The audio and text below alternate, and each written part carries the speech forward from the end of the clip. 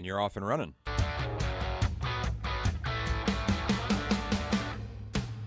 It's 5:05 and welcome into a Wednesday edition of the Carolina Journal News Hour. News Talk 1110 99.3 WBT. I'm Nick Craig. Good morning to you.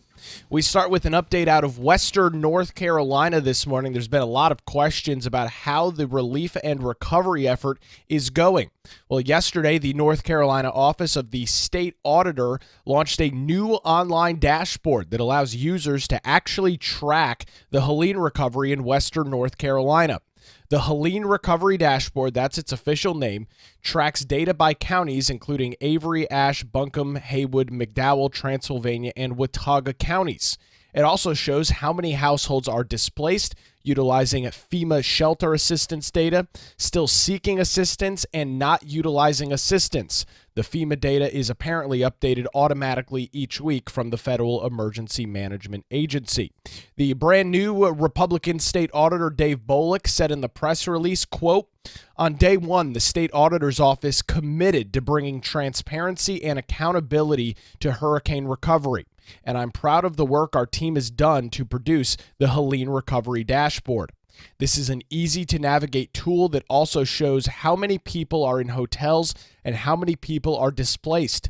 I look forward to building it out further as North Carolina continues to recover."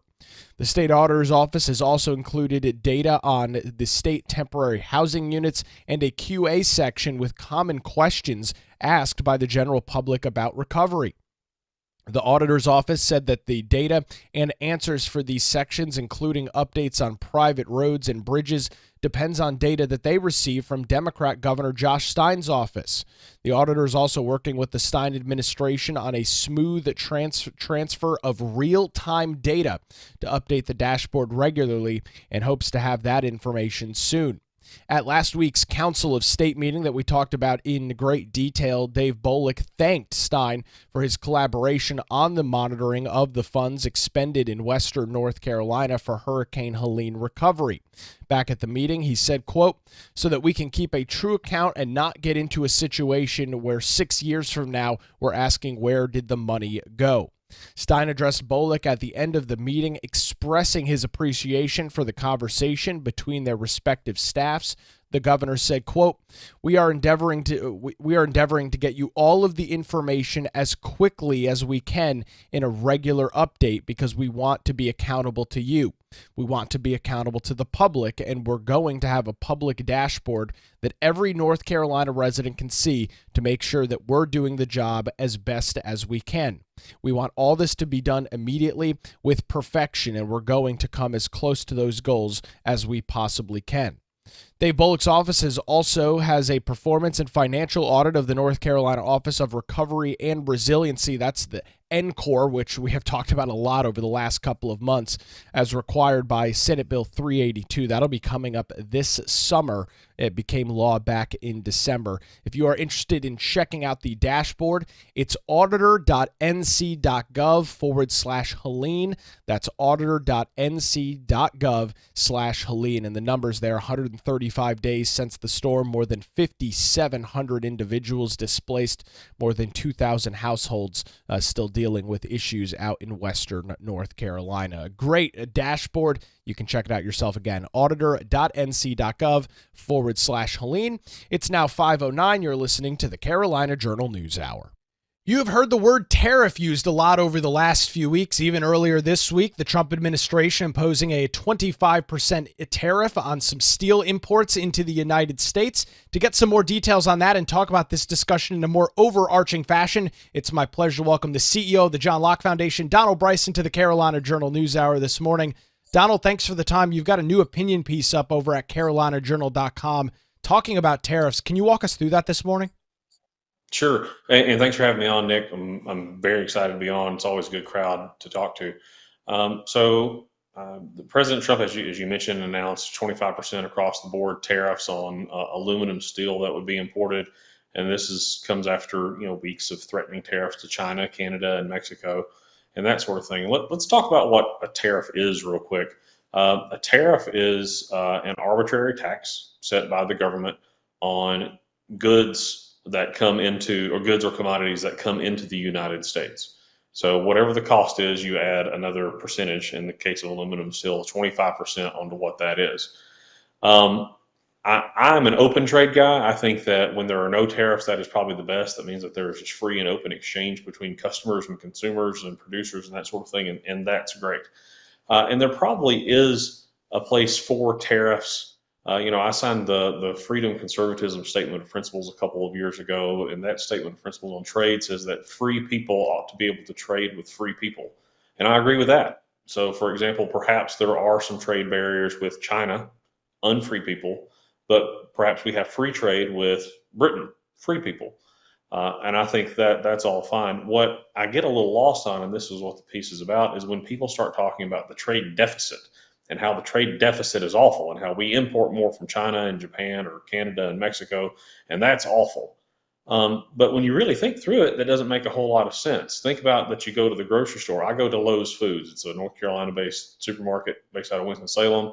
I buy my groceries from them, and they buy nothing from me. Absolutely nothing. Therefore, Lowe's Foods and I have a trade deficit. Big one. But nobody seems to think that that's a problem at all. It's because we have both derived value from the transaction, and that's the way international trade works. It's interesting, and you'll hear not only will they be these discussions and conversations about trade not necessarily being free or trade deficit, but you'll say, well, we're trying to make up various things. These countries owe us a certain amount of dollars, or there's all of these other issues economically going on. So the way in which we're going to recoup some of those costs is by putting a tariff in place. Donald, I've seen a lot of discussion over the last couple of weeks on this. Are you of the mindset that the tariff directly impacts the American consumer in the long run in regards to the products and services that we buy and use? I am. It does absolutely impact the American consumer because, let's be honest, corporations don't really pay taxes.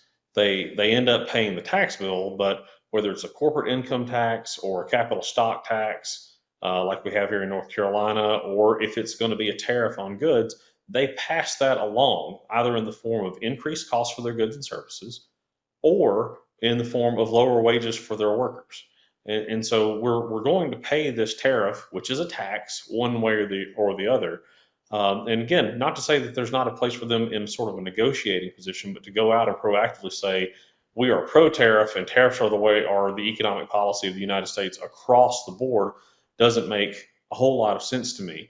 I was more on board when in his first term, and he's not talked about this as much, in his first term, President Trump, who I feel like does four good things for every one thing I'm irritated about. But he talked about how he would use tariffs to basically control national security situations. And so, like the way that we import rare earth metals from China, as an example, China is potentially adversarial. We're not really sure of their intentions. And so tariffs on goods coming in from China potentially could make sense as a negotiating point. I struggle to figure out what the national security problem is with Canada, right? Like, what's the terror threat there? Are the Canadians going to invade? I don't know what it is. What's wrong with Japanese steel? What's wrong with? I mean, he was going to impose, and then Joe Biden upheld those that they were going to put an additional tariff on French wine and cognac. Like, what threat does France pose to national security? I'm a little lost there. Now, President Trump has talked about increasing tariffs, which are taxes, to make up revenue for income tax cuts that he wants to do. And that is an interesting way to think about how do we finance the federal government. And it's honestly the way that the federal government paid for itself mostly for the first 100 years or so, or most of the first 100 years. We had tariffs on things. We didn't have an income tax. But the administrative state and the welfare state have exploded. We didn't have Medicare and Medicaid and Social Security when tariffs were doing all that.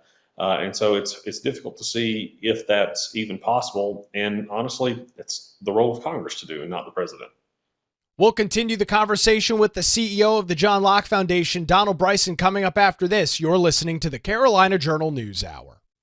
Where it's now 5:14, News Talk 1110, 99.3 WBT. It's time to get a look at your early Wednesday morning commute and update with Boomer Von Cannon. Hey, thank you.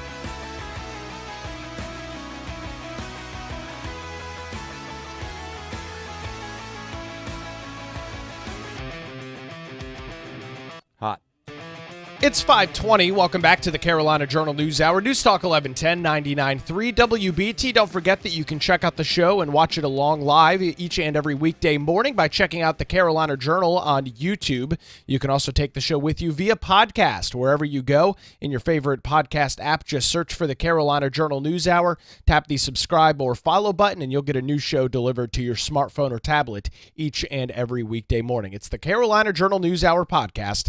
Download and subscribe now. We continue to track details out of the high-stakes race for the North Carolina Supreme Court. Yesterday morning, we brought you the news that Republican candidate Jefferson Griffin was asking for an appeal and is working up the ladder for an appeal here in the state based after a Wake County judge ruled against him on Friday. And what we are learning this morning is that he is asking for an expedited timeline from the Court of Appeals in considering his challenges of more than 65,000 ballots cast in the November the 5th election. A court filing Tuesday from Griffin indicates that the State Board of Election Democrat candidate Allison Riggs or the State Board of Elections themselves will try to seek to bypass the appeals court and have the case resolved by the North Carolina's highest court. That would be the state Supreme Court, where this case was back just a few weeks ago. Riggs currently leads Griffin by more than 734 votes out of 5.5 million ballots cast statewide over 3 months ago, yet Griffin is challenging more than 65,000 ballots in the contest. His court filing indicates he believes that throwing out those ballots could swing the election results in his favor. A January 7th, the state Supreme Court order has blocked the State Board of Elections from certifying Riggs as the winner. And on Friday, we learned that Wake County Superior Court Judge William Pittman issued 3 orders rejecting all of Griffin's legal challenges to votes cast in the election. And as we brought you yesterday morning, Griffin filed a motion to appeal this on Monday. So he is asking for this expedited trial, how that will go. Also hearing some rumors that the Democrats, in this case, Allison Riggs, and the State Board of Elections are looking to leapfrog the appeals court and go straight to the North Carolina Supreme Court. Still a lot of moving parts. We'll keep an eye on it. You can read the latest details this morning by visiting our website, carolinajournal.com, where it's now 5:23, News Talk 1110 99.3 WBT. We're talking tariffs this morning with the CEO of the John Locke Foundation, Bryson. Donald, I heard you say that you're using it as a negotiation tactic, using it as kind of a bargaining chip. There is some benefit to that, and maybe we've seen some of that in the first administration and maybe a little bit now. But overall, as we're looking at the word that Trump loves to use, tariff, as we were talking before the interview, he's mentioned it's one of his favorite words in the dictionary. Long term, where does something like this put the United States if we've got these massive tariffs on countries all throughout the world, and even some of our neighbors, like you were noting, Mexico and Canada? Well, I mean, it puts us honestly paying for higher costs for goods in the long term. What you get are sort of these populist protectionists. Democrats and Republicans do this economically, where what they want is to put tariffs to slow down the flow of foreign imports into the United States so that people will buy American, right? And what they want are these high-paying union jobs. But high-paying union jobs and low-cost goods are not a thing. That's not a real thing. You can either have high-paying union jobs with high-cost goods, or you can have open trade or free trade, or whatever you want to call it, and have lower-cost goods. But you can't, like, the union jobs are going to cost you more money, and that's why they do. Cheap labor in China and Japan and Canada and Mexico are why we import goods from there, because they're just cheaper to make there and then bring them here.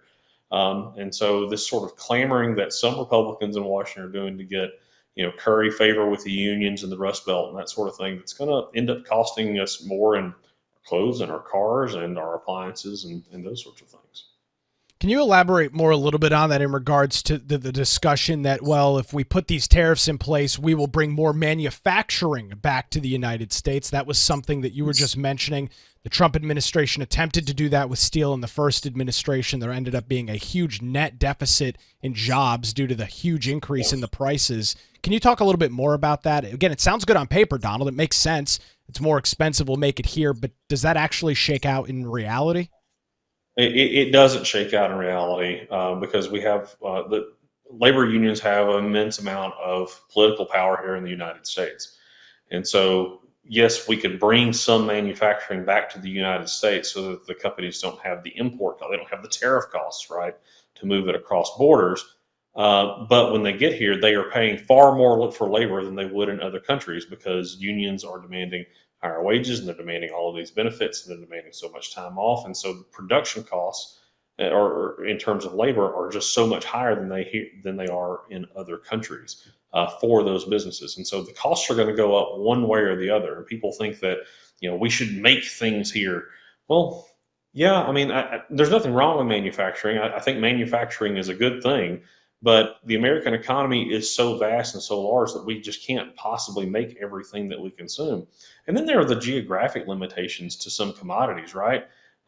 In the piece that I write, and people can find that at carolinajournal.com, root beer is a very simple thing, right? I've had, you go to the pharmacy and you get the root beer and all that, but you can't make that here. We can't, geographically, we are not situated to grow vanilla or wintergreen or several other ingredients in there. Same thing goes for rubber that goes into tires for our automotive sector. We just can't make that stuff here, and we have to import it. And so at some point we have to figure out how to deal with trade. But what happens when we decide that Indonesia, with all the rubber trees, or Vietnam, decides that those need to be tariffed as well? Well, then the cost of your car and the cost of replacing tires on your car goes through the roof. One of the big reasons in which the president was elected, of course, was some of the higher prices that American consumers had seen over the last couple of years. Still kind of up in the air how some of that stuff is going to move down in the near-term future. Donald, this discussion about tariffs, do you think this is something early on that we're seeing maybe a short fuse being lit and this won't linger through the administration, or do you think this is something that the president's likely to keep coming back to over the next 4 years? Well, Donald Trump has he's very artful in that you can never tell what he's serious about and what he's unserious about. And the tariff threat to Mexico just a couple of weeks ago is a great example. He threatened a tariff under the scope of national security on, we don't know who's coming across the border, and drugs are coming across the border. And I actually think he's right on that issue. He threatened a tariff, and then Mexico conceded, said, yep, you're right, we're going to send military to the border, and we're going to help you police our side of the border, and you police your side of the border, and that will be great. And then then Trump suspended that idea. That sort of negotiation makes sense. But this across the board, and so across the board tariff on aluminum and steel, one, that's a major part of the economy because steel and aluminum are in everything. And it's not country specific. It's just wherever it's coming from in the world coming in here. And so I think a lot of his tariff threats are just that, they are threats. But then he is actually serious about utilizing tariffs as a way to drive government revenue and drive job creation in America. Donald, appreciate the analysis this morning. You can read his piece by visiting our website, carolinajournal.com. The John Locke Foundation CEO Donald Bryson joins us this morning on the Carolina Journal News Hour. It's now 5:29, News Talk 1110, 99.3 WBT. We will get another look at traffic on this Wednesday morning, an update with Boomer Von Cannon. Hey, thank you, Nick. And Uptown...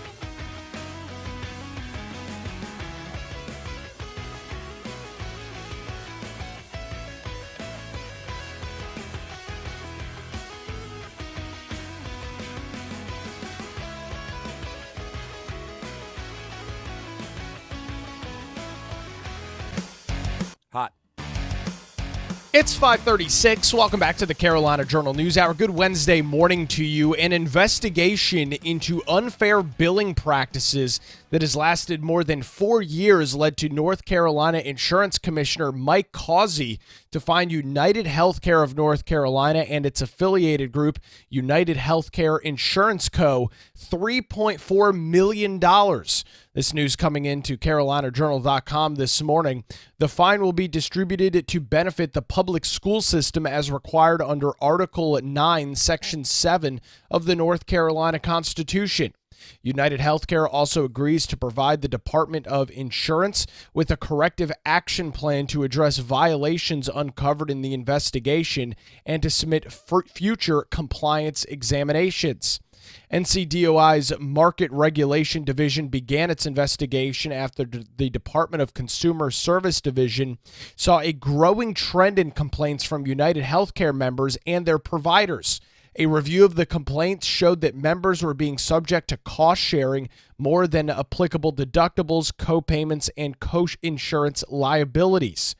The investigation targeted the insurance company's handling of member grievances and claim process involving non-contracted or out-of-network providers and facilities for things like anesthesia and emergency room service, to see if it followed its procedures to protect members from balanced billing and complying with North Carolina state law. Balanced billing occurs when an out-of-network provider charges more than the insurer allows for an in-network service and tries to collect excess costs from the member or the individual with the insurance themselves. The investigation found that instances where UnitedHealthcare did not follow its procedures to negotiate with providers out of network to hold those members harmless. Out-of-network anesthesiologists, laboratory services, and emergency room departments mainly provided the services. Anesthesia and lab services were often performed in conjunction with procedures and services provided at in-network facilities where a member-related service from an out-of-network provider was taking place. The report said that the company's failure to have in-network anesthesiologists and laboratory providers available at those in-network facilities should not have affected the members' benefit level or their cost-sharing responsibilities for those covered services. State law also prohibits insurers from imposing cost-sharing for emergency services that differ from cost-sharing that would have been imposed if the provider had been in-network for the event that was taking place. The report also found that in several cases when members filed grievances, UnitedHealthcare upheld its decision without any indication that efforts were made to intervene on behalf of the member to prevent them from being subject to the difference between the amount billed and the company's allowed amounts. Causey said in a press release, quote, "Patients receiving emergency room service certainly don't have the time or capacity to go through a checklist and make sure all providers attending to them are in network. UnitedHealthcare's practice potentially put unnecessary financial burdens on many North Carolinians. I am happy to see that UnitedHealthcare has agreed to take corrective action." He ended his quote there, and while UnitedHealthcare accepted the final report and voluntarily settled the agreement, it expressly denied violating any statutes. However, they are paying that $3.4 million fine. You can read more details on this story this morning by visiting our website, CarolinaJournal.com. It's now 5:40. You're listening to the Carolina Journal News Hour. We've got some details this morning about the North Carolina Railroad Company and a new initiative that they are planning to work on. To get some details on what that initiative is, and first of all, what is the North Carolina Railroad Company? Jeff Moore, CarolinaJournal.com, joins us this morning on the News Hour. Jeff, appreciate the time. Is this a state-owned entity, the North Carolina Railroad Company? What's going on there? Yeah. Hey, Nick. Glad to be here. Yes, North Carolina owns a railroad, actually. We are the only state in the nation to wholly own a railroad, and it ties in with North Carolina's history. There was a legislative act in 1848 that actually enacted the state to build a railroad from Charlotte to Goldsboro, and then eventually there was a line that connected Goldsboro to Morehead City. So from the mid-1800s on, the state has had ownership in a railroad. It didn't own all of it, though. About a third, 25% of it was actually owned by private shareholders that stepped up in the 1800s to purchase stock in the company. But in 1998, The state bought the rest of it. So it is a wholly owned railroad. It goes from Charlotte. It winds its way 317 miles across the center of the state and then down to the southeast portion where it terminates at the port of Morehead City. So it's a big railroad operation, moves a lot of freight across the state. And they've got some developments lately where they've announced a new options program to help facilitate further economic development by prepping industrial sites along that corridor in hopes of getting some big industrial projects going for some of the counties, in particular the rural counties that it crosses through on its 317-mile journey across the state of North Carolina. Pretty interesting, as you note, that it's the only state-owned railroad company in the United States. I'm sure there's some controversy with that we can get into at a later time. So they own this railroad. Do they tell us a little bit more about this initiative? We've seen obviously a lot over the last couple of years in North Carolina, pushes for more economic viability in the more rural areas of the state, whether that be out in the mountains or somewhere in the eastern half of the state. What exactly are we talking about here in regards to that?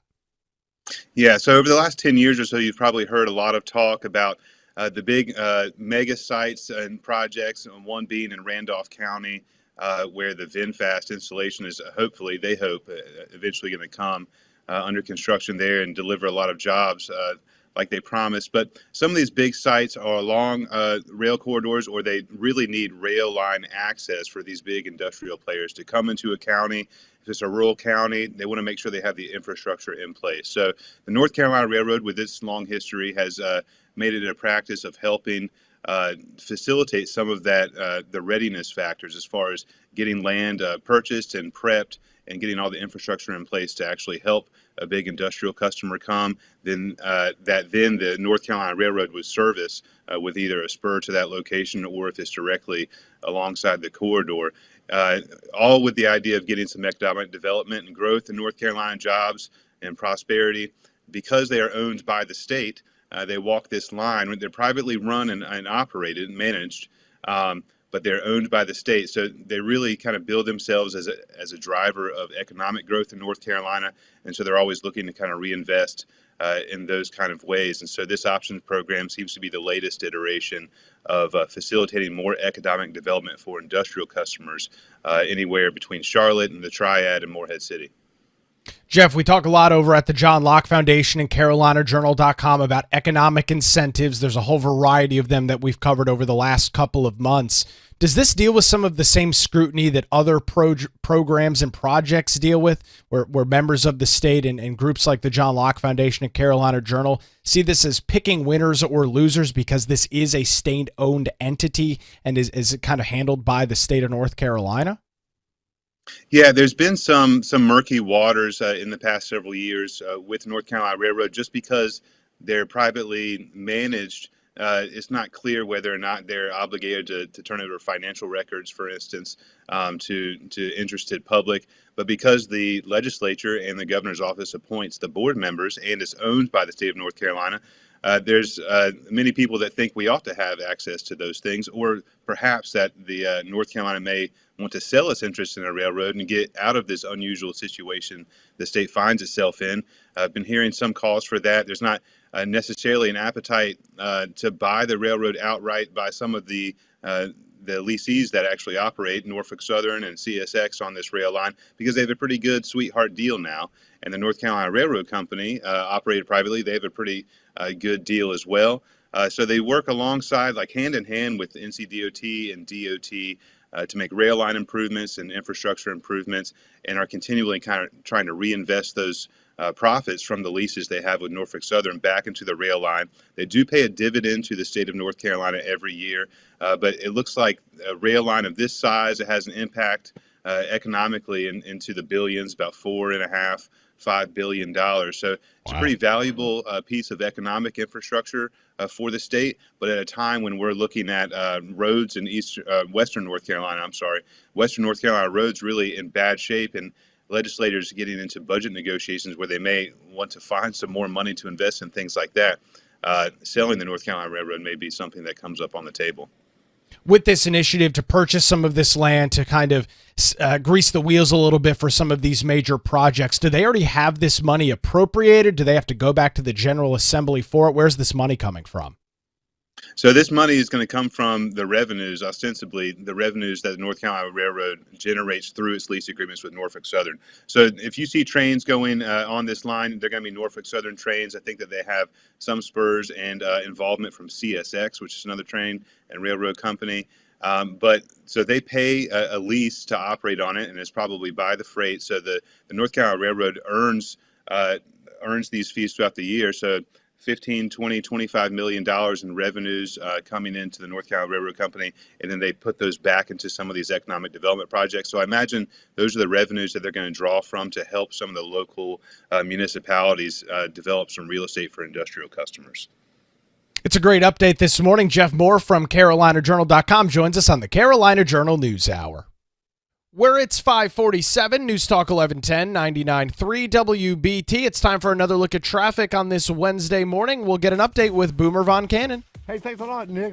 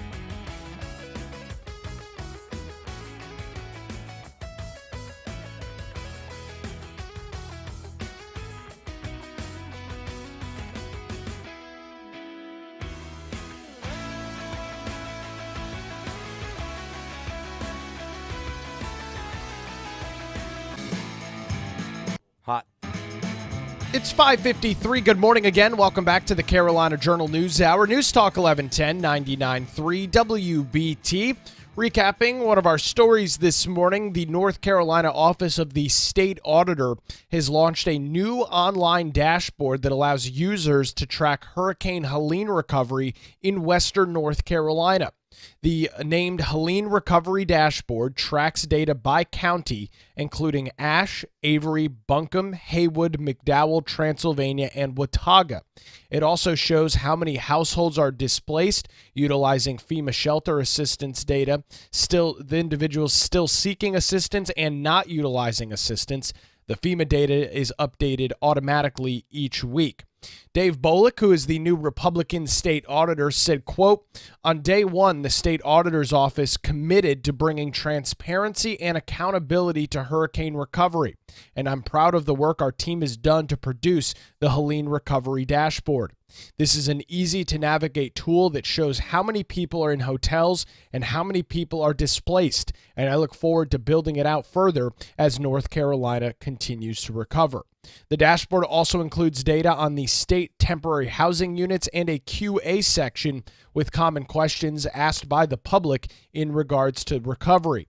Boliek's office said that the data and answers for these sections, including updates on private roads and bridges, depend on data received from Democrat Governor Josh Stein's office. The state auditor is working with the Stein administration on a smooth transfer of real-time data to update the dashboard regularly and hopes to have that information soon. You can view that dashboard this morning by visiting auditor.nc.gov/Helene, and it currently shows 5,767 total people displaced, 2,112 households that are dealing with issues, 323 people seeking assistance, and more than 3,000 that are not utilizing assistance at all. Again, you can check out the data for yourself. It's auditor.nc.gov/Helene. We'll keep an eye on that dashboard in the coming weeks and months and pass any numbers and details as soon as we get them right here on the Carolina Journal News Hour. Republican State Supreme Court candidate Jefferson Griffin is asking the North Carolina Court of Appeals to expedite its timeline for considering his challenges of thousands of ballots cast in the November 5th election. Meanwhile, a court filing Tuesday from Griffin indicates that the State Board of Elections and Democrat candidate Allison Riggs, or both, will seek to bypass the appeals court and have their case resolved by the North Carolina Supreme Court, leapfrogging the intermediary step there, the Court of Appeals. Riggs leads Griffin by 734 out of more than 5.5 million ballots cast statewide, yet Griffin is challenging more than 65,000 ballots cast in the November 5th election. His court filings indicate he believes throwing out those ballots would swing and change the election results in his favor. A Wake County Superior Court in Judge William Pittman on Friday of last week issued 3 orders rejecting Griffin's distinct challenges to votes cast in the election. Griffin filed his notice of appeal on Monday. We brought you those details yesterday, and now we're hearing about an expedited timeline and potentially appeal to the state's highest court. We'll keep an eye on that. That's going to do it for a Wednesday edition of the Carolina Journal News Hour. WBT News is next, followed by Good Morning BT.